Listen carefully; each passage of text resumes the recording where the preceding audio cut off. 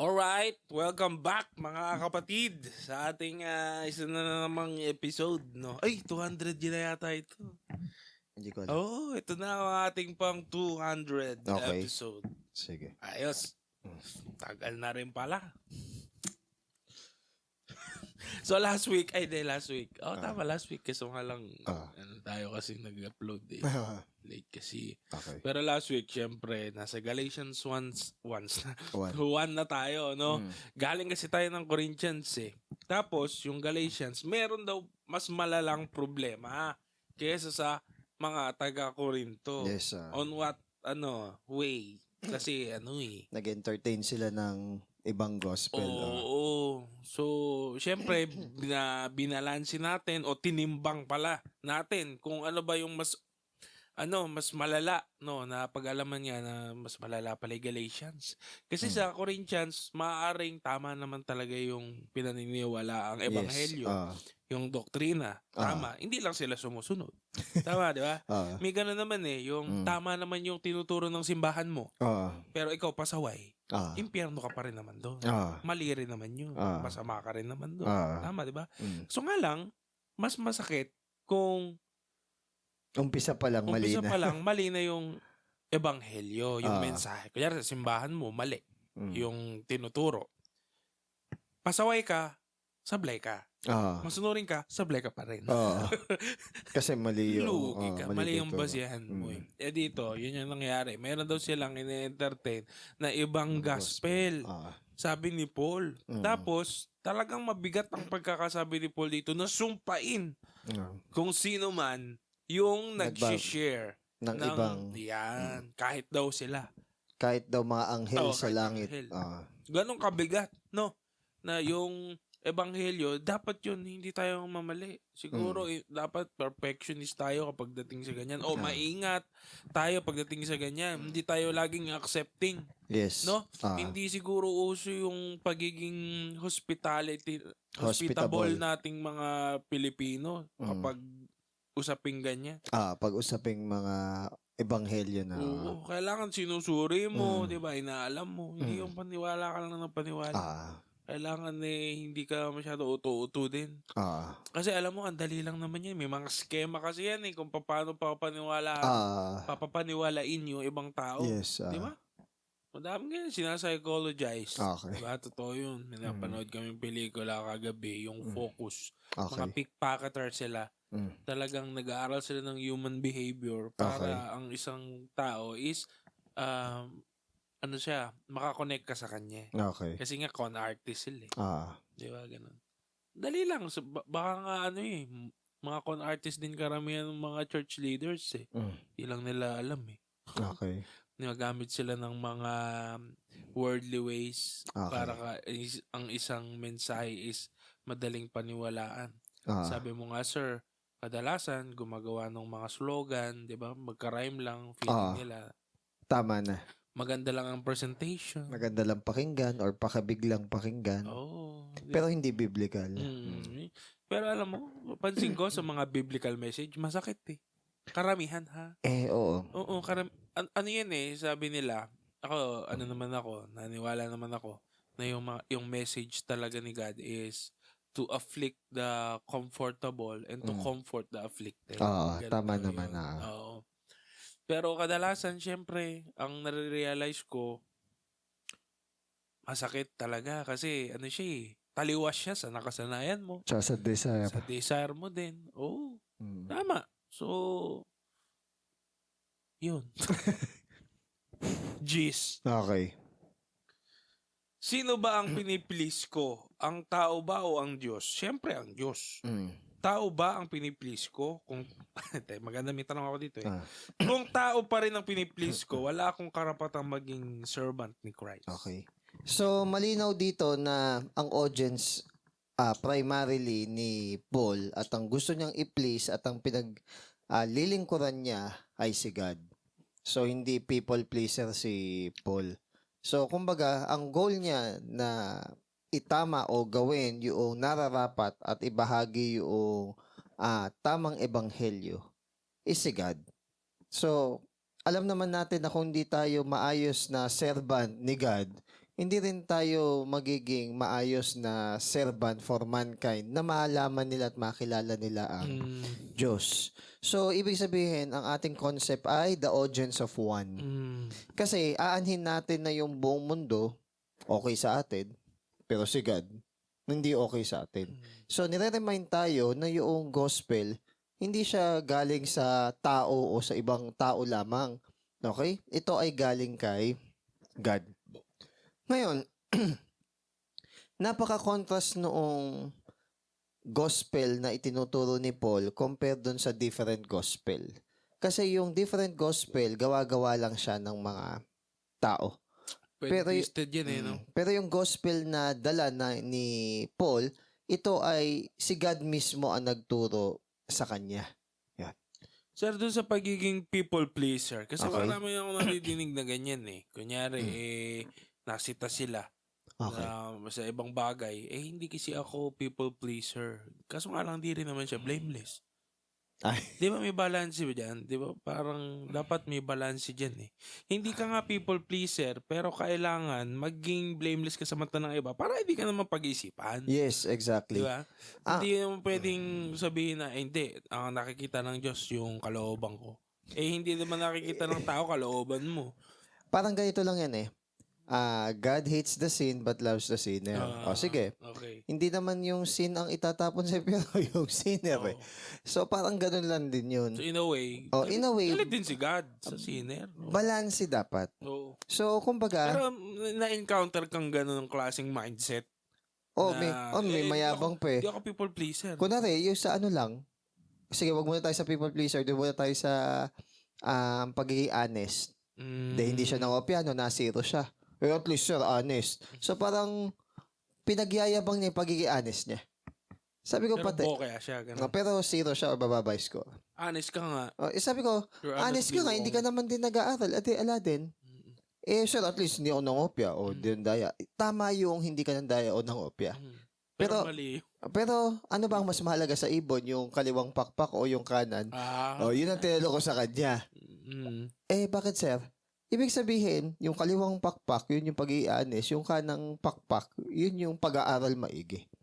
Ngayon, yes, we are, sabi natin, piniplease natin si God.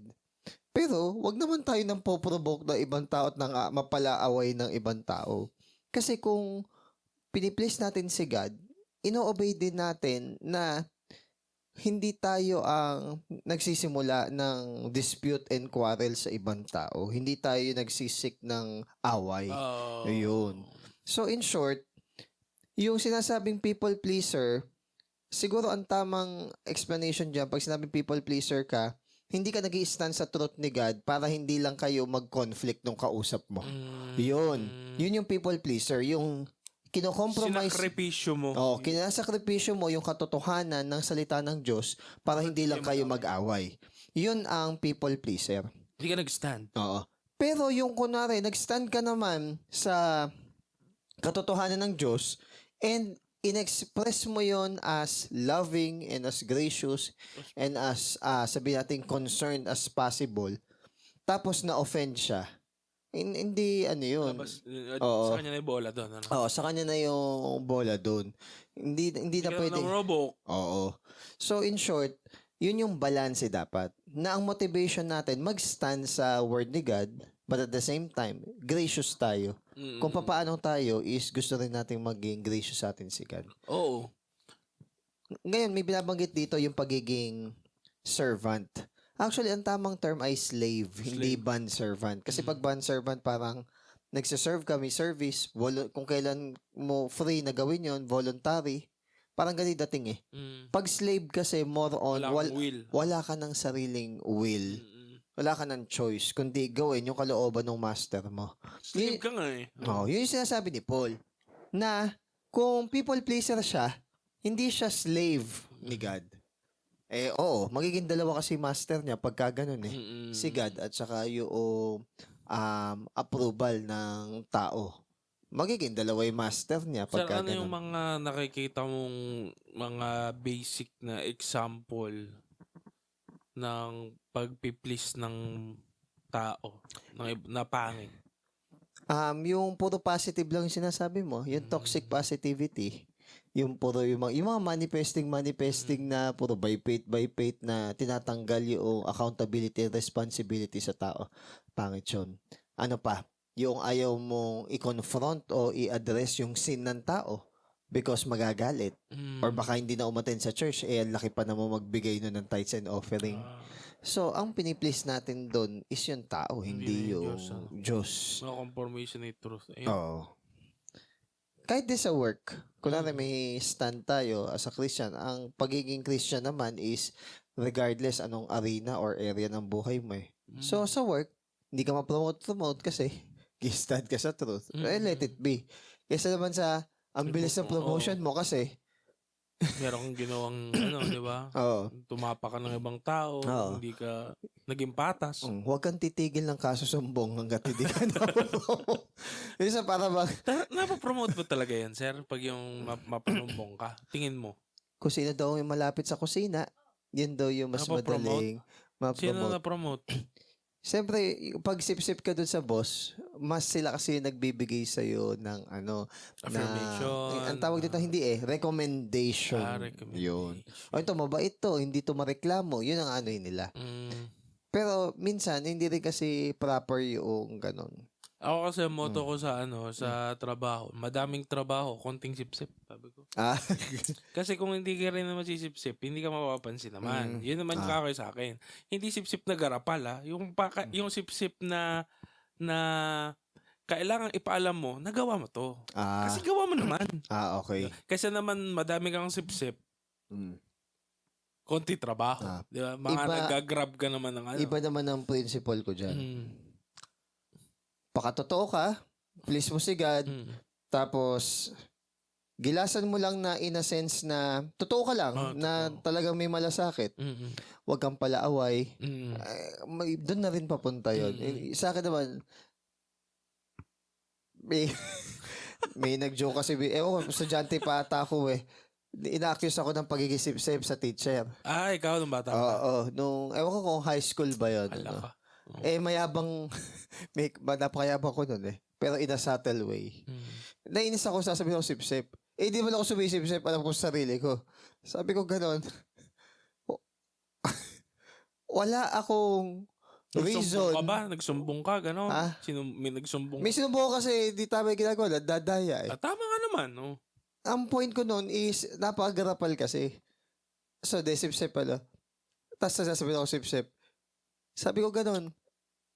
Una, anong motivation ko para sumipsip? In the first place, kahit hindi ako sumipsip, is kaya ko namang i-earn ko ano yung grade ko. Ako ang ayos dito, no? Bakit kailangan ko sumipsip? Parang ganon. Parang praise lang yun. Doon, syempre, yung ugali ko doon. Pangit. Para bang, hello, hindi ko kailangan sumipsip. Parang yun yung gusto ko i-point. Wala akong reason or motivation or whatever. Hindi ko kailangan. Bakit Wala akong ko kailangan gawin yung pag-sip-sip na yun? So, kumbaga, noon ko napatunayan na hindi mo talaga kasi kailangan sumipsip. Yun yung point ko. Ano ba kasi ang definition ng pagiging sip-sip? Nang fa-flatter ka or gumagawa ka ng mga flattery na bagay na yun yung kinukuha mo yung kiliti ng boss mo for your advantage. Like bribing, giving gifts, mga ganon. Yun, hindi ko talaga, yun. Ang motto ko lang, gawin mo lang maayos yung trabaho mo, maging concerned ka, pero wag ka namang mag-work na as if ikaw ay tagapagmana nung kampanya kasi baka ma-neglect mo naman na yung ibang bagay. Parang sa nature kasi ng trabaho namin, kapag hindi ka kumibo, may kukuha ng credit sa trabaho mo. Galo ng nature sa amin. Kaya kailangan, inasatuloy, ipaalam mo na akong may gawa niyan. So far naman kasi sa school kasi ako sa academe, subukan mo mang-grab ng credit ng iba, makaka-cancel ka. Hindi makaka-cancel ka. May mga silent dyan, mga natitira ka pa ilalim na halos kalahati pala ng buong faculty asaw na sa'yo, paano credit grabber ka? Tapos, ikaw na lang hindi nakakaalam na ba't hindi ka pinapansin kasi, Nalaman. o yun. May ganong kultura sa inyo. Yes. Bagay, iba-ibang kultura ng workplace. At merong ding culture na, hala, obvious naman na ikaw yung gumagawa ng gulo, hindi mo pa nahalata. May mga gano'n, may mga maang-maangan naman, sabi. Pero sa Christian, Ang maangan. sa Christian, maging honest ka sa work mo, maging honest ka sa boss mo, honest ka kay God, pero marunong kang makisama. Yun. Hindi yung lahat pinupuno mo. Mm-mm. Yung kunwari, may nasabi lang na ganito, si seryosohin mo na agad. Nag-joke lang ng ganito yung teacher. Mm-mm. Tsaka wag kang masita. Toxic ka na nun, ano? Oo, wag kang masita. Hayaan mo lang. Mag-intervene ka lang kapag nakaka-apekto na siya doon sa work ng iba Mm-mm. or nakaka-apekto na siya doon sa development or learning process ng maraming estudyante. Yun. Pero yung mga maliit na bagay, wag mo nang pansinin o wag mo nang masyadong sitahin. Oo, yung mga nitty-gritty. Ano? Ngayon, kung ikaw na may mag-enforce, ikaw dapat ang unang gumagawa ng iniuutos mo. Mm-mm. Hindi ka susundin kung ikaw mismo hindi mo ginagawa. Example ka. Ano? Ah, Tama nga naman. kunwari pag-uniform. Ayoko nag-uniform eh. Kailangan Ayaw ko. mo yung uniform nyo? Hindi, mainit kasi, nakadoble. Kailangan kong, sabihin nating i-remind sa mga inahandle kong teachers na mag-uniform. Kailangan ako unang example. Sa estudyante, kailangan either naka-uniform sila or naka-white shirt or naka-departmental shirt. Kailangan ako yung unang example. Ang pangit Parang, kasi, ibig sabihin, yan nga sir yung sinasabi kong balanse na ng pagiging responsable, hindi people pleaser. Kasi ayan, ginagawa mo, ayaw mo, di ba? In a way, pwede kang makausahan na ay people pleaser ka pala eh, di ba? So, kaya gawa mo na yan, di ba? Pero hindi, responsable ka lang. Kasi ayaw mo na ma-misinterpret at ayaw maging, gusto mong maging blameless sa mata. hindi, tsaka makikita mo yung boss mo, yung sinasabi din niya, ginagawa niya. So parang, mahiya ka naman. Naging ano nga sa amin yun eh. Parang linya sa amin yun eh. Kunwari, hindi ka wanted ang flag ceremony. Ay, mahiya ka naman. Ganon. Then naging culture na nakakahiya pag hindi ka uma-attend na. Parang joke, naging joke na, naging inside joke. So, in short, ang hinihingi natin na approval is yung kay God. Kumbaga, mahiya naman tayo kay God na nag-save sa atin tsaka nagbigay sa atin ng buhay. Bakit sa tao tayo mahihiya? Yun. Okay. So, yun yung verse 10. 11 to 12. Mga kapatid, gusto kong malaman nyo na hindi gawa-gawa lang ng tao yung magandang balita na pinreach ko. Okay?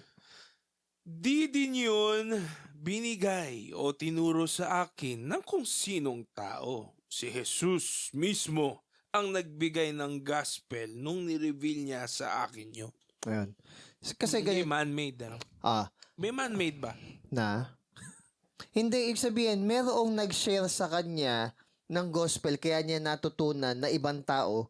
Ang pinapoint out niya dito, hindi ibang tao yung nag-train sa kanya para malaman yung gospel na to na good Jesus news Christ itong kay Jesus. Si Jesus mismo ang nagturo sa kanya. Rekta. Oo. Paano? Yung sa Damascus? Nung siya is nabulag dun sa road sa Damascus, it might be during the 3 days na duration kasi hindi pa siya napupuntahan ni Ananias. Kinausap na siya ni Jesus doon, explain sa kanya kung ano yung gospel. Kaya nga siya is meron siyang Damascus experience na tinatawag. Ibig sabihin, si Jesus talaga nag-minister sa kanya. Yung parang ginagamit sa mga ibang mga retreat eh. Kasi, di ba, nandito tayo sa retreat 3 days dahil si Paul 3 days siyang So it binulag. so Si it Jesus might- 3 days siyang namatay. it might be on that 3 days ay kinausap siya ng ating Panginoon. Might be. Ngayon, si Ananias, hindi ba si Ananias yung nagbigay ng instruction sa kanya? Hindi. Meron ng instruction si God before pa dumating si Ananias kay Paul. So si Ananias, kinonfirm lang niya kung ano man yung sinabi ni God kay Paul, kung ano man yung dapat gawin ni Ananias Tuman nakatahi na tong kay story. Paul. eh. Pero ang sinasabi dito ni Paul, which is ang maganda, hindi niya to kinuha lang sa ibang tao. Kumbaga, malayo siyang i-deceive ng ibang tao. Malayo siyang deceive kasi hindi tao ang mismo nagbigay sa kanya, kundi ang Diyos mismo ang nagkaloob sa kanya ng word ni Alam mo, God. alam mo talaga, sir, Mm. tama ito eh. Kasi Ah. si Paul ang pinipreach niya. Kung ano lang din yung message ni Oo, Jesus, yun di lang ba? din naman. Ngayon, may mga nadinig ako before ng mga tao na kunyari, meron kang sinishare. Mm. Ay, wala kang originality. Tama. Di ba? Yun naman Ganon? talaga. Di ba? Wala kang originality. Oo. Minsan kasi negative yun eh. Oo. Pero alam mo, pag Christian po kayo, at Mm. sa tingin ko, Christian naman kayo. Oo. Di ba? Hindi dapat natin tayo ma-offend kapag sinabihan tayo na wala tayo originality. Oo. Kasi hindi, Yun naman Oo. dapat, inuulit lang natin kung ano yung... copy-paste lang naman talaga ang Yes. pagiging Kristiyano. Once na meron kang siningit na original mo, nako. Yun That's yung- delikado yan. Yun yung tinatawag na pagiging faithful na minister ni God. Kung ano lang yung pinasasabi ng Diyos sa atin, yun yung mainam na i-relay. Mm. Kasi kung yun lang, malimit or impossible na tayo is mapasobra o magkulang kung faithful tayo dun sa pinapashare sa atin. Now, Sumusobra ba minsan, tas kumukulang? ay, may mga ganon? vision, prophecy na sabihin natin na hindi naman biblical yung basis. Kasi, Saka ang hirap i-trace nun, no? Nung mga prophecy. paano kung magka-contrast yung prophecy yung isa at prophecy yung isa? Tapos pareho nila sasabihin, sabi ni Lord. Ano bang sinasabi ni Lord talaga sa scripture? Sir, maiba lang ako ng konti sidetrack. Mm. Anong religion yung naniniwala na, kunyari may paro-paro, ay tatay ko yan, nanay ko yan, lola ko yan? Superstition yun ng mga Pilipino, pero Pinoy. that is Shintoism. Shintoism. Shintoism. Or kaya naman, tawag dito, Hinduism. Hinduism. Yung reincarnation. Yun. Nare-reincarnate bilang hayop? Or Kaya yata may or pelikula na kami, gano'n. or spirits. Parang hindi pelikula, sorry. Meron yata akong literature na pinag-aralan yun sa Gagamba ba yun? Mm. Parang pinatay niya yung Gagamba, tapos napunta siya sa hell. Literature yun, ha? Okay. English Ang point lang nun is, hindi naman tayo ganun, tayo naniniwala. Tapos yung minsan pe-pray pa tayo na gabayan, tito, tita, lolo't lola, gabayan niyo po kami dyan sa taas. Binigyan mo pa ng part-time job yung mga yumao mo sa buhay. Sidetrack din tayo ulit. Nung couples kasi parang na pag-usapan ito na, topic nyo nga ito. Kung nanonood kayo, Alin? kung mga kasama kayo dati sa couples. O kaya ihiwalay natin. Pwede din, pero pasadahan na natin. Sige, bigyan tayo ng saglit lang, gist. hindi tayo magtatagal dito. Pwede man tayo magkabit ng iba, pero sige, ano ba yan? Oo. Ano kasi ito, sir, yung yung stand ng pagiging Christian sa kunyari, merong nagbabaraha kayo tapos may pustahan. May Kunyari, pustahan? piso, gano'n. Piso-piso ang pustahan. Hindi, syempre. Mm. Hindi talaga. Kahit yung scatter, ganyan-ganyan. Kasi, natry ko na yan before, okay? Padadamahin ka lang yan sa una. In fact, as an IT, mas hindi ka nga dapat tumataya sa online mga ganun eh. Kasi coded yan eh. Pag napansin na medyo nananalo ka na, pwedeng mag-iba yung ano yan eh. Yung algorithm Oo. niya. Parang ganun. Unlike yung mga scratch it, naka-code ba yun? Mag-iiba ba na algorithm yun? Kung ano yung nabunot mo. Para ang point nun Pero is, ikaw nag-scratch it ka, ganun. before na try ko. Yung loto, ganun. Ano sa tingin mo yun? Ganun din yun eh. Kaya nga, para pangbawas guilt, nagkaroon ng PCSO, Philippine Charity Sweepstakes Office. Kasi, binibigyan ka niya ng hope. Kaso nga lang is, yung hope mo is parang suntok sa buwan. Na mas tatamaan at mas mataas pa yung chance na tamaan ka ng kidlat kaysa manalo sa loto. So, parang ganun, So, as a Christian, di tayo umaasa sa ganun. Ang pinapractice nga natin is yung diligence para yung ma-acquire natin through hard work, pinapahalagahan natin. Ang sabi ko nga, wag na lang pera yung taya ko kasi boring kapag daw, di ba? Pag walang nakasalalay, parang, laro-laro lang, boring. Hindi seryoso. Kaya sa basketball, laro-laro lang, di ba? Sige ka ako, ang pusta nyo na lang dare. Dare ang pusta. Alam mo yan? Oo. Hindi, Ito yung gagawin niya. truth or dare na lang. there. Sige, magagawa kami ng Depende kasi sa motivation eh. Ah, Kumbaga, tinitrick mo lang yung mind mo for that is eventually mag-aano din yan eh. Mag-self-destruct din yun eh. Kunwari, papayat kasi ko pag nakipagpustahan ako eh. Pag may kapustahan eh. Yes, matitrick mo yung mind mo na pilitin mo na pumayat ka. However, pag wala na yung pustahan, tataba ka. So, ibig sabihin, hindi na practice yung diligence and discipline. Nag-iba Yun. So, kumbaga, ano yung motivation mo? naghahanap tayo ng quick and strategic or sabihin natin na easy way to do things. Against siya or kabaliktaran siya or taliwa siya sa Bible kasi hindi natin nalalearn yung values behind that. Nanakawan ka ng gano'n. Oo. Subtle. Oo. Yun yung minsan hindi nauunawaan ng iba na bakit hindi mo dapat laging sinasaklolohan yung anak mo kapag nadapa. Bakit hindi dapat laging ayaw mong nare-reject yung anak mo? Bakit hindi tama yung hindi mo hinahayaan minsan masaktan yung anak mo? Why?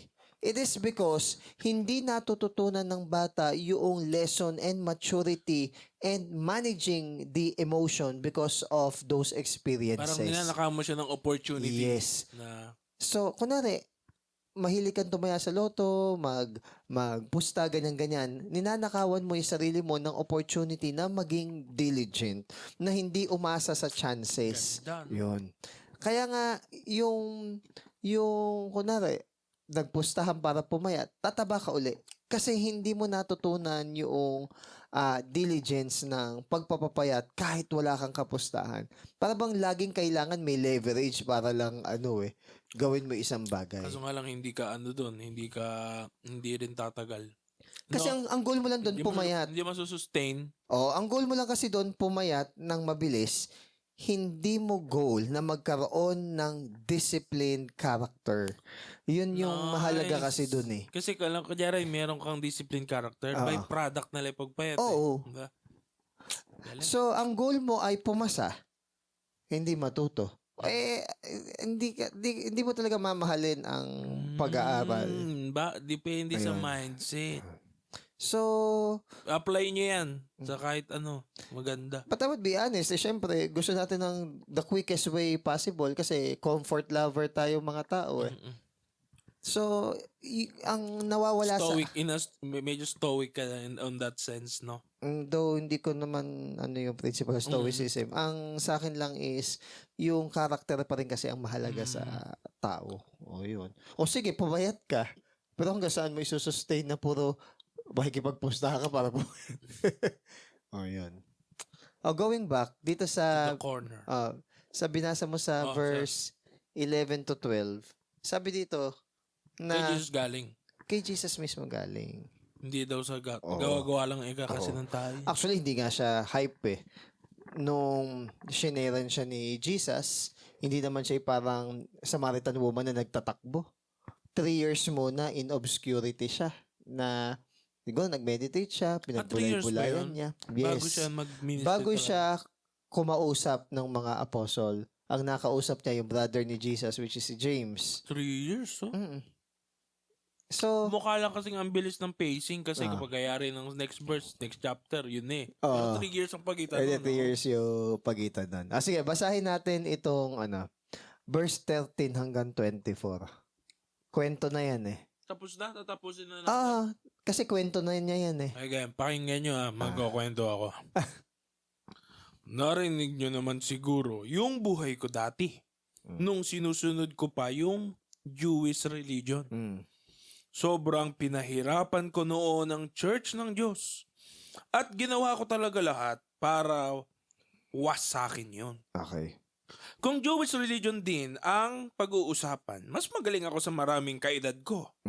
Talagang sinunod ko lahat ng tradisyon ng mga ancestors ko. Pero kahit ganun ako, ang bait pa rin ng Diyos. Kasi bago pa ako ipanganak, pinili na niya ako para mag-serve sa Kanya.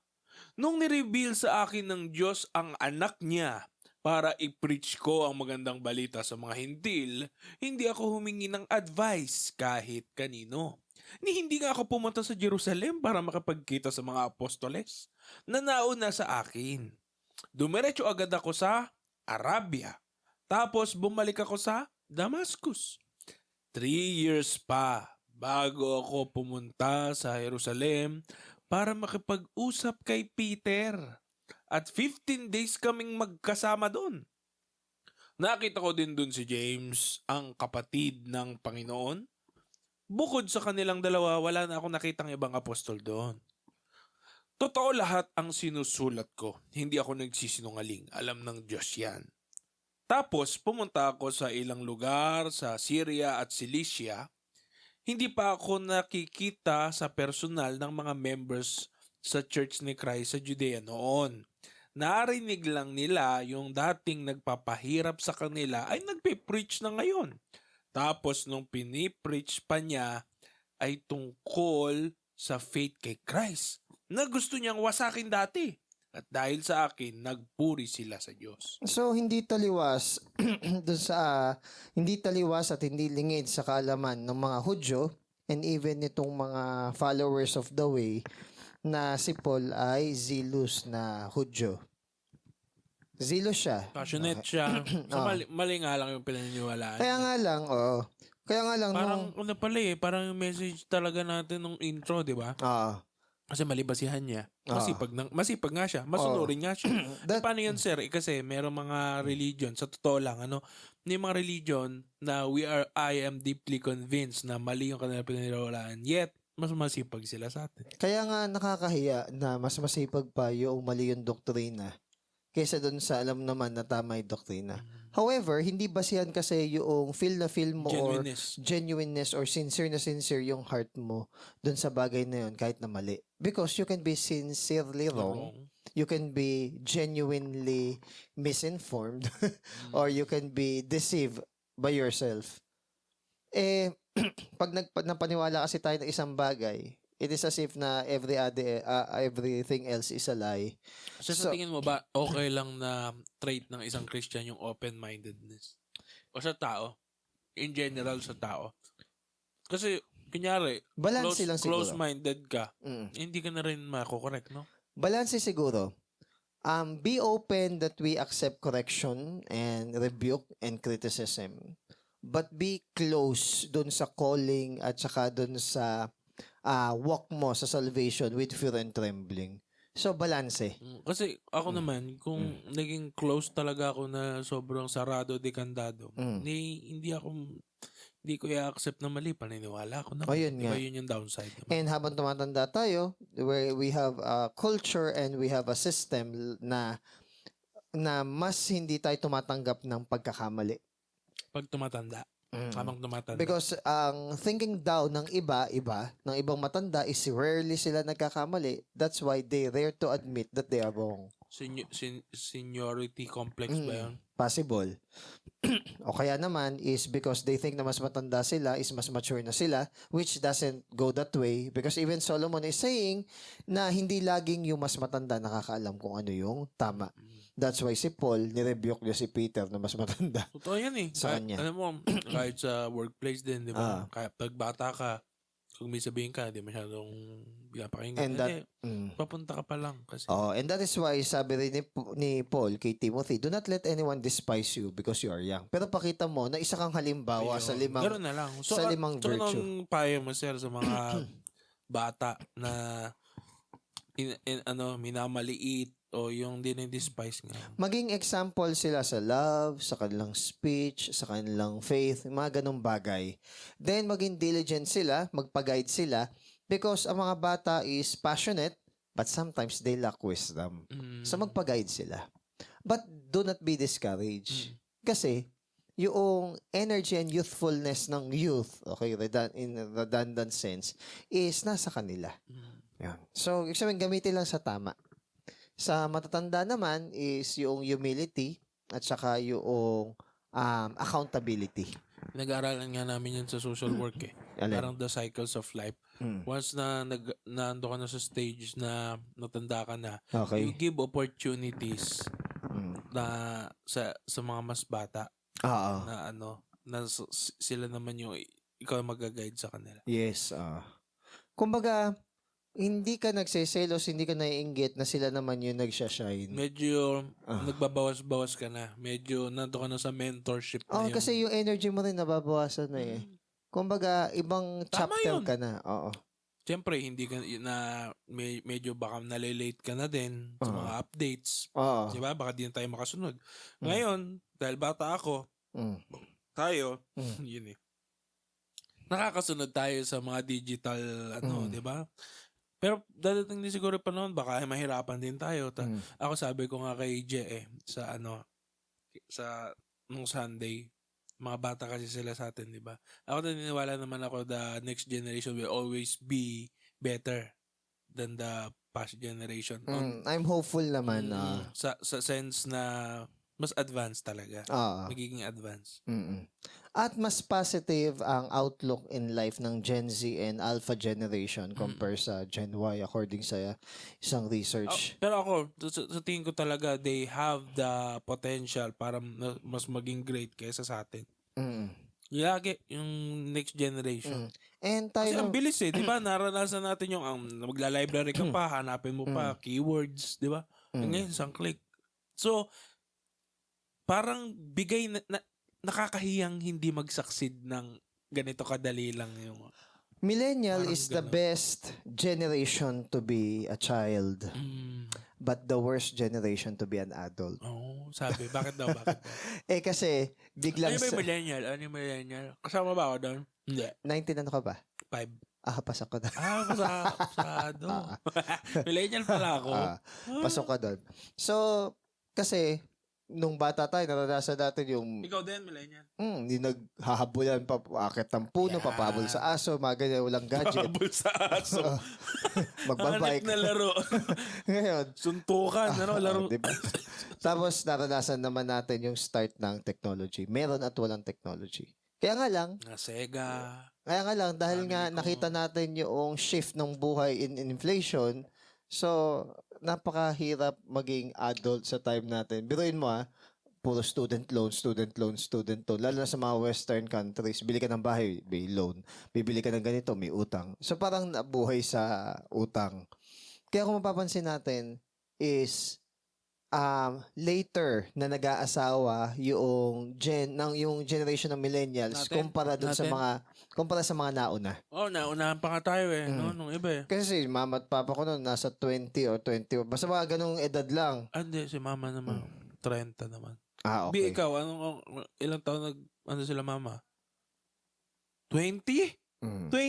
Kasi nga, yun yung normal noon. Pero ngayon... sila inang lola ko naman. 18 pa lang. Diba? Saka yun, nahawakan lang sa hita. Pananagutan mo na. Pero ngayon, may mga 30s na, 30 plus na, may magpo-40 na. Kumbaga, hindi na ganun ka, Kaya minsan, yung mga payo ng mga may edad na na-offend tayo, hindi, magpakasal na kayo. Mag-anak na kayo, 30 na kayo. Diba? May iba silang timeline. Kaya minsan, hindi rin nagigets ng Gen X. Sila Gen X? Sila Gen X. Yung Gen Y is millennial. Anong age yung Gen X? Nauna lang ng generation sa atin. Kaya ganun sila mag-advise. It is because hindi nila na-factor yung sa inflation na compared noong time nila na mura pa yung lupa, na kapag nag-commerce lang, okay na. Hindi ko nilalang yung commerce Kumbaga, yung generic na course nun is commerce kasi sasabi. Pag daw nag-commerce, okay na. Maganda na yung work mo. Pero ngayon sa atin, meron ng bachelors, magba-masters pa, iba nagdodoctorate nahiwalay na nga yung commerce na yan Dati isa lang yan Ngayon naging business ad, financial ad, so kumbaga, maganda man yung advice nila, hindi na siya fit dito sa atin. Hindi ito hindi ito spiritual na basta-basta blah blah blah or something moral something. Ano lang to, mga practical advice lang regarding sa work or sa investments. Though, syempre, spiritual naman lahat. Pero ang point lang is, hindi na siya fit sa atin. Hindi applicable. Kasi noon, mas mura yung lupa. Tapos, mas okay yung compensation at mas mataas yung power na kayang bilhin ng sweldo nila. Compare sa atin ngayon. Yun. Ngayon nga, mo 1,000. Parang Tatanda ko na, nag-grocery kami sa NA Bodega, yung 1,000, halos napupuno na yung cart eh. Hmm, Eh ngayon, 5,000. Nabubuhat mo pa. ano pa yung 5,000? Mm. So, inflated na. No. Ah. Ngayon, going back dito sa, sa verse natin ito. So, napaka-dramatic noong kwento ni Paul, which is napakaganda niyang i-testimony, Pero let us be reminded na whether dramatic o hindi, yung conversion natin, hindi siya less powerful just because medyo hindi ganun yung conversion. Kasi may maririch kang ibang tao na. Yes. Yung iba, para bang, ay, buti naranasan nyo yan, ganyan, napakatindi noong conversion nangyari sa inyo. Yung sa akin, parang si mama, si papa, sineran lang ako about kay God. Lumaki ko sa Christian na family. Good for you. Bakit? Hindi mo na naranasan yung mga pagkakamali at kasalanan ng mga hindi Christian yung magulang nila at napariwara yung buhay nila. Siyempre, sensationalize yung mga rags to riches. Mga Ayun, ganun di ba? oo. Mas, yung from mamamatay tao to Christian. di ba? Oo. Mas iba yung dating eh. Kaya maganda yung sabi dito yung sa tingin natin boring na testimony, hindi dapat natin yun sinasyan. Mm. Kasi both na yung work and glory ni God is mamanifest sa dalawang uri ng tao na yon.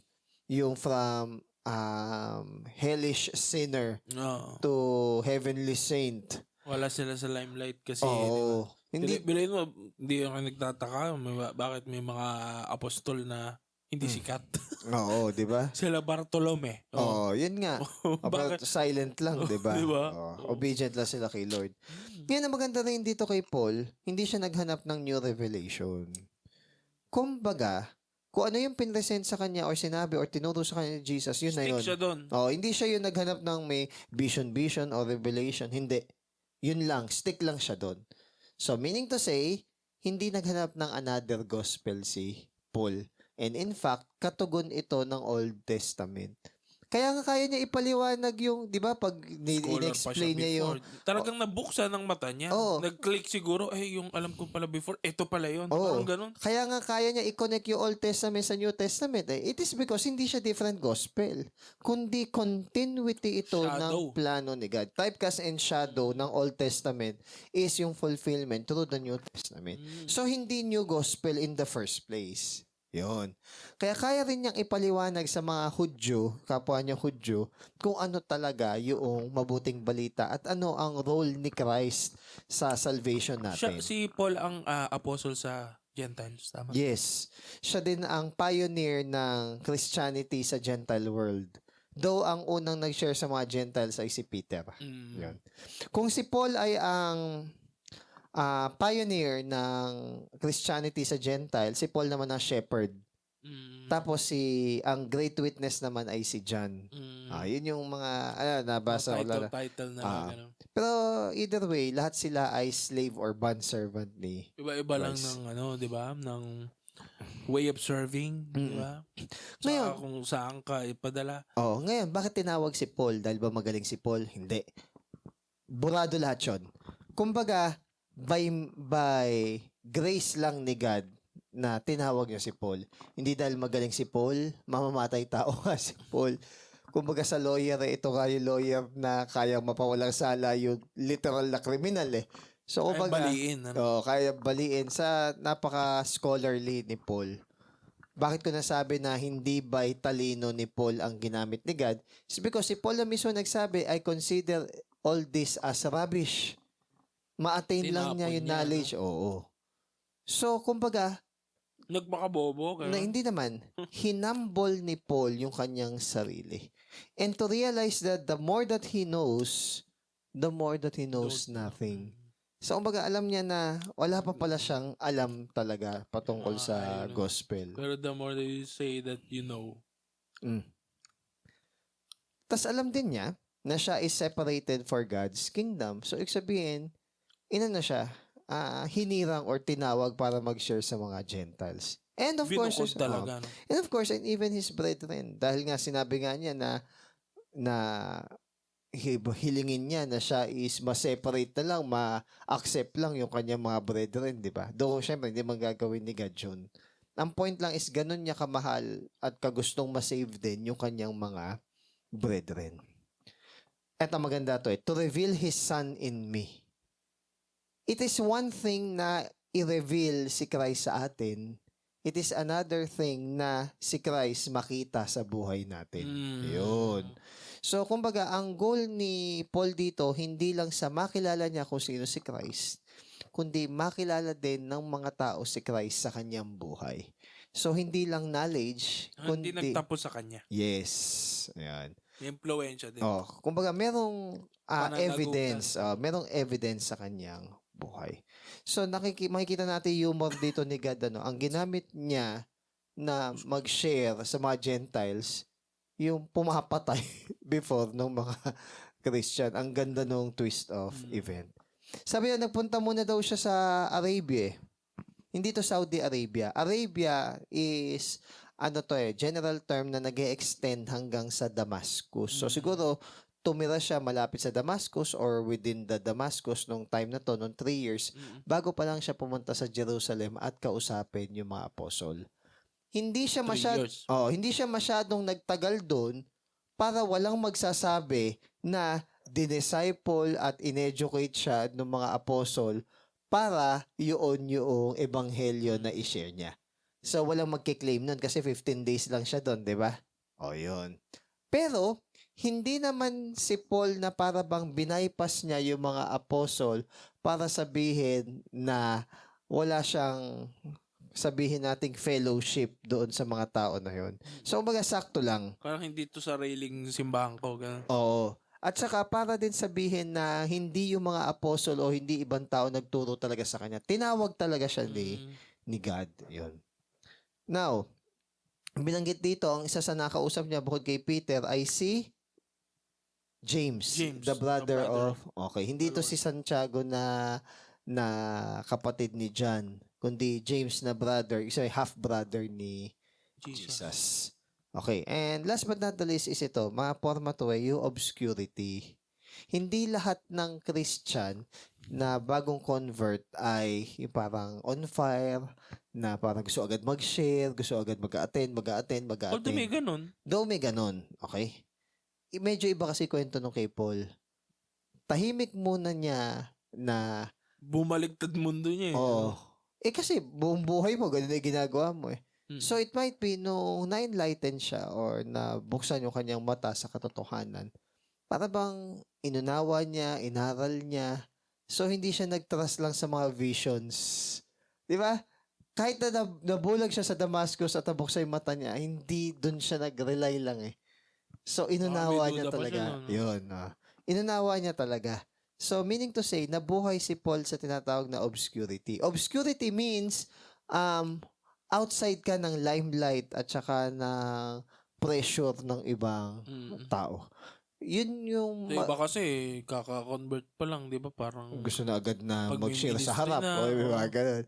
Yung limelight pa na gusto mo ikaw napapansin. May kasi yun merong... Parang may pride na nagtatago, no? Oo. Creeping. Oo. O kaya naman meron parang desire na ikaw ang gagamitin ni Lord para i-save ang medyo medyo mataas ang tingin sa sarili. Ang maging desire... Pero maganda naman daw ang Pero siguro mas magandang thinking ng isang slave ay hindi ako kailangan pasalamatan ng Diyos, hindi ko kailangan palakpakan ng tao, ginagawa ko lang kung ano yung dapat kong gawin. Dahil slave ako. Kahit walang thank you. Though alam naman natin na si Christ is inililift up naman niya yung kanyang, hindi na nga slave ang turing niya sa atin, kundi mga kapatid. Yun. So basically, itong si Paul, hindi siya parang dramatic lang na parang mind hysteria na na kamukha noong halimbawa sa ibang charismatic movement na basta may kakaiba o goosebumps na emotions or gano'n. Yun na yun. Hindi. Inaral niya. Then, kinonfirm niya doon sa ibang mga apostles. And then, he found out na isa lang yung gospel. Actually, yun yung maganda kasi may mga brethren tayo sa ibang bansa, di ba? Minsan pag nagkita tayo, okay. Konektado. Yun din sinasabi ni Julie kapag kakausap kami. Minsan daw, konektado. Yung sineshare dito sa sineshare sa CFC is similar or connected, sabi ko, it's because isang Bible, isang Spirit, isang Oo. baptism, isang faith, Mm. isang Diyos, isang Espiritu. So, doon talaga Yun, uuwi di ba, yung lahat. madalas ko ito sinasabi, may mga tao ngang malalayo pero mas malapit. Pero yung may mga taong malapit pero malayo. Oo. Di ba? May Oo. ganun eh. Kaya, napakainam na alam natin yung tunay na ebanghelyo. So, ano ba ang tunay na Kasi ang ebanghelyo? fellowship, kahit anong gawin nating bonding, Mm. Kung hindi tayo okay kay God or oo, kung mali walang yung ganun, kung Mm. wala kang Wala. fellowship kay God, Wala hindi din. rin magko-connect. O kung wala tayong individual desire na magpakabanal at mahalin ang Diyos Wala at ang kang kanyang walk, ano? salita, wala kang walk, natin yun. Magiging si talkative lang tayo. Mm. Yung sa Pilgrim's Mm. Progress. So ano ba ang tunay na ebanghelyo? Ang tunay na ebanghelyo ay tayo ay makasalanan at tayo ay nasa panganib ng apoy ng impyerno dahil tayo ay taliwas sa kalooban ng Diyos. Ngunit dahil sa pag-ibig at habag at awa ng Diyos ay pinadala niya si Jesucristo kaysa isa niyang anak upang mamatay para sa ating mga kasalanan na kung sino man ang mananampalataya sa Kanya ay hindi magkakaroon ng walang hanggang kamatayan kundi magkakaroon ng buhay na walang hanggan. Hindi tayo niligtas ng Diyos para sabihin na dahil tayo ay karapat dapat niligtas tayo ng Diyos dahil mapagmahal at mabuti ang Diyos. So, ang responsibility natin ay manampalataya sa Kanya. Paano yun? Hindi ko naman sir kaya manampalataya kung hindi niya ako tutulungan. Iposisyon natin yung sarili natin sa Kanya na makatanggap. Ipag-pray natin na bigyan tayo ng faith, ipag-pray natin na bigyan tayo ng desire hanggang sa tuluyang kumilos ang Diyos sa ating buhay. So, ang good news ay, hindi tayo naligtas dahil sa kabutihan natin, naligtas tayo dahil naging mabuti ang Diyos sa atin. Yun. So, the moment na panghawakan natin yun comes yung tinatawag na salvation. Yun lang. Anong dito, anong pinaka sa tingin mong main lesson ng ating buong Galatians 1? Kung chapter 1 lang. Naiisa lang ang ebanghelyo. Mm. At ang ebanghelyong ito is yung tinuro na kaligtasan at mabuting balita sa pamamagitan ng ating Panginoong So, Jesucristo. paano natin i-apply to in a daily basis, mga small steps, ganun? Yung araw-araw tayo at sa bawat pagkakataon, pagkatiwalaan natin yung pangako ng Diyos sa buhay natin. Kunwari, bakit hindi tayo nagwo-worry? Kasi alam natin na ang provider natin is yung Diyos. Bakit tayo nagpapakabanal? Kasi alam natin na one day makakapiling natin yung Diyos sa paraiso at walang kasalanan doon. Okay? At bakit tayo nagpupunyagi kahit na nahihirapan tayo? It's because merong resurrection. So, yun yung sinasabing mga baby steps na kaya mo ini-endure yung pang-araw-araw na pamumuhay at nagiging tapat ka. You have the eternity in mind. Ayun. Pag mag-aral ka din ng Bible, di ba? Yes. Para baka kasi Para mas maligaw lalo ka, di ba? maunawaan. Saka huwag ka ding masyadong, yung mga magandang mga clips sa social media na pwede tayong mabait na, ay, ang ganda na sinabi niya, tama. Pero Hindi siya biblical. Once na mahook ka, is yung kabuuan pala niya is mali. Dinedesensitize tayo ng mga magagandang advice or bagay or motivational words sa social media to avoid accountability and continue to neglect yung talagang issue. Akala natin ang issue is toxic like environment or masama lang ugali ng ibang tao. Akala natin yun yung issue eh. Hindi natin naunawaan na ang pinaka-core na issue ng bawat isa ay we must be born again. Yun ang kailangan talagang maunawaan ng tao na kailangan nating ma-born again. Kailangan nating itama ang ating sarili sa harap ng Diyos. Yun.